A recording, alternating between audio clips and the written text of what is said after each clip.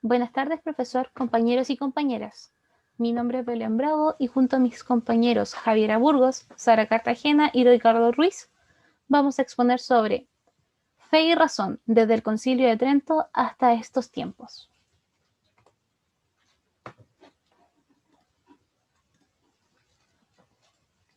La fe y la razón suelen ser palabras con significados realmente opuestos, ya que la fe se define como creencia o esperanza en un ser superior, mientras que la razón se basa en la evidencia concreta y comprobable de algo.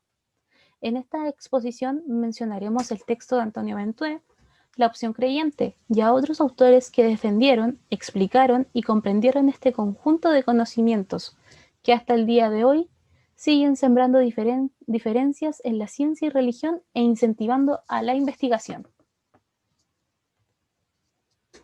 Para dar inicio, tenemos que conocer qué fue el Concilio de Trento. Bueno, el concilio inició en el año 1545 y finalizó en el año 1563. Fue aceptado por la Iglesia Católica y se convocó por el Papa Paulo III. Y de igual forma fue presidido por el Papa Paulo III, el Papa Julio III y el Papa Pío IV.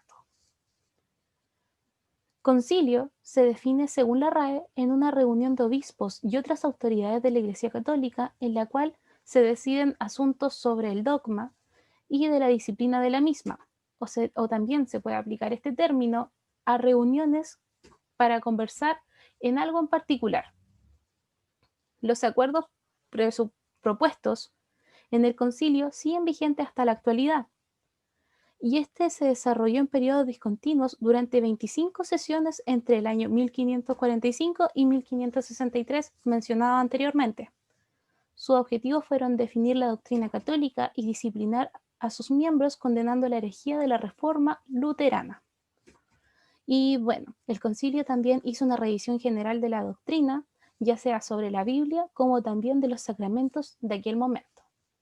En la imagen podemos ver al Papa Pablo III y una pintura que representa lo que debió haber sido el concilio en dicho momento.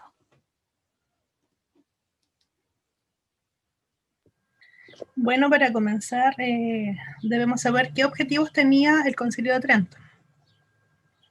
Era la intención a responder a la Reforma Protestante, recordando que la Reforma Protestante es un movimiento que surgió en el siglo XVI y que impulsó un profundo cambio en la Iglesia Católica.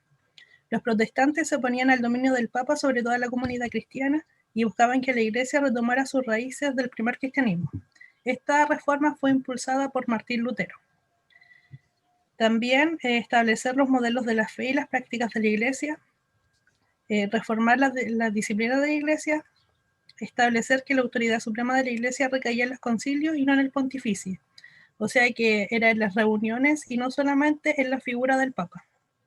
También estaba entre sus objetivos el abolir los ritos eucarísticos locales, respetando los más antiguos, y también establecer el rito de la ciudad de Roma, conocido como la misa tridentina o la misa tradicional latina.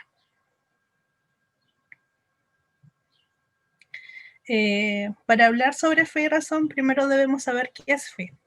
Ventoux define la fe como un don gratuito que motiva y exige la buena acción, la cual no es indiferente. Esto lo engloba en la frase donde dice que los hijos de Dios aman a Cristo y los que aman como él mismo atestiguan guardar sus palabras. Fe, gracia y obra. Entre los aspectos centrales de la fe, debemos saber que el primero está las obras como consecuencia de la fe y sentimiento de confianza, gracia extrínseca y gracia infusa, y por último el supuesto teológico de mérito.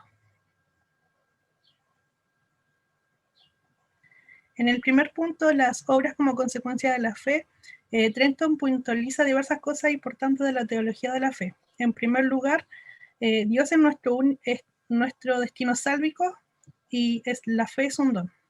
O sea que nuestra obra máxima o la consecuencia máxima de nuestra obra es que Dios nos va a salvar y que la fe es un don.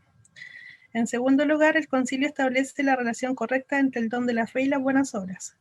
la iluminación del Espíritu Santo en nosotros que nos mueve a obrar en consecuencia y podemos rechazar esa emoción por culpa nuestra. O sea que cada uno estamos en libre albedrío y cada uno puede hacer lo que se le plazca, pero siempre eh, haciéndolo en consecuencia de ser buenas personas y obrar de buena manera.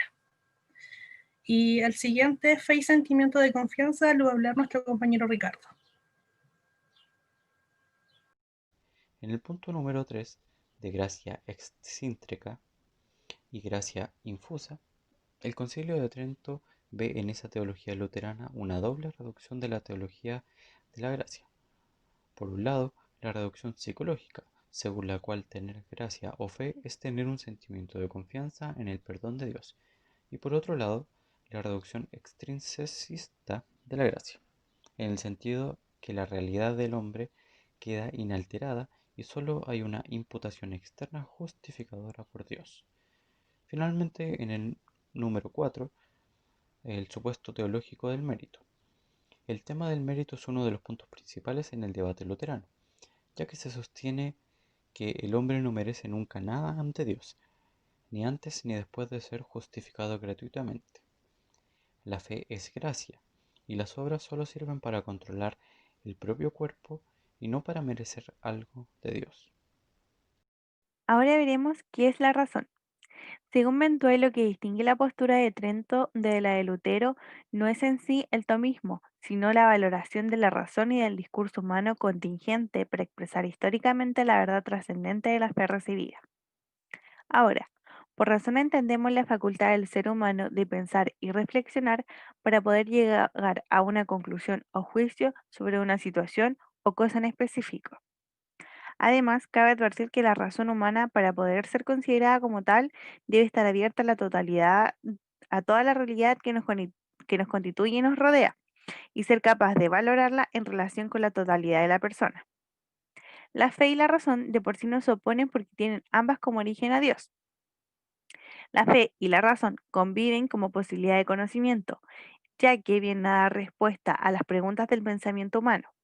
La razón es iluminada por la fe y en conjunto revelan verdades que el hombre no es capaz de ver con sus propios ojos. El conjunto de fe y razón.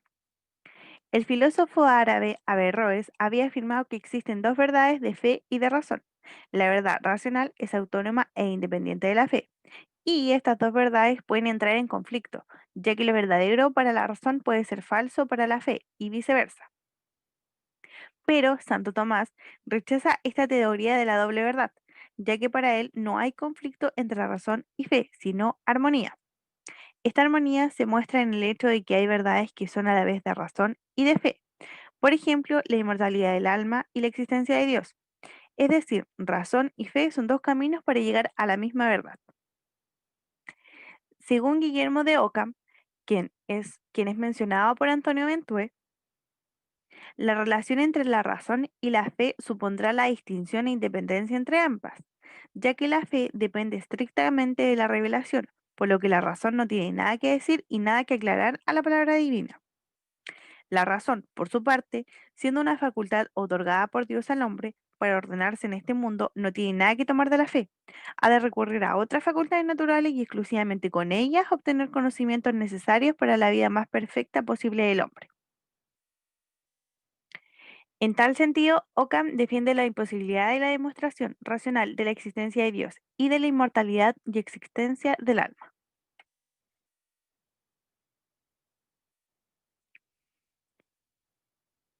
Trento destaca como punto básico y exclusivo para la fe la revelación dada en plenitud por Jesucristo y predicada después por los apóstoles, como fuente de toda saludable verdad y de toda disciplina de costumbre. La fe y la razón son dos formas de convicción que subsisten con más o menos grado de conflicto de compatibilidad. La fe generalmente es definida como fundamento en una creencia, como una convicción que admite lo absoluto, mientras que la razón es fundamento en la evidencia, lo cual aproxima el objeto de fe a la idea de mito. El Papa Juan Pablo II, en encíclica Fides et Ratio, sostiene que la fe y la razón no se pueden separar, ya que ambos trabajan en conjunto en la búsqueda de la verdad. Concluimos que la fe y la razón son dos conceptos que en definición son completamente contrarios, además que suelen ser sinónimos de ciencia y religión. Pero a su vez, estos conceptos se necesitan mutuamente para lograr llevar al hombre a sus mayores límites, creer para después corroborar. Por esto, ambos van de la mano, como lo expresa en la siguiente frase el Papa Juan Pablo II. La fe y la razón son como las dos alas con las cuales el espíritu humano se eleva hacia la contemplación de la verdad. Por último, tenemos la bibliografía. Y eso ha sido nuestra presentación. Muchas gracias por escuchar.